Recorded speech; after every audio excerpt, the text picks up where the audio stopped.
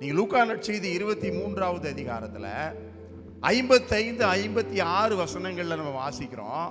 மகதல மரியா, சலோமி, இன்னும் பல பெண்கள் நறுமண பொருட்களை எடுத்துக்கிட்டு இயேசுவின் கல்லறைக்கு போறாங்க. இயேசுவுக்கு நறுமண தைலம் இறந்து போன உடலில பூச வேண்டும் என்று போகிறார்கள். அன்னை மரியாள் போகல. இவர்கள் எல்லாரை விட தன் மகன் மேல் 1000 மடங்கு, 10,000 மடங்கு, 1,00,000 மடங்கு அன்பு வைத்திருந்த தாய் போகல. இவங்க போனவங்க எல்லாம் போய் கல்லறையே பார்த்துட்டு ஐயையோ இயேசுவை காணுமா, இயேசுவை காணுமான்னு இருந்தாங்க.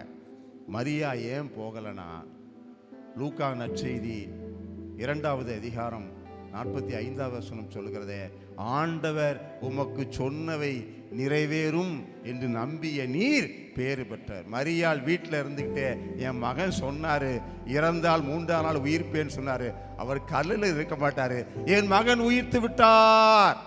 மரியாள் நம்பினார்.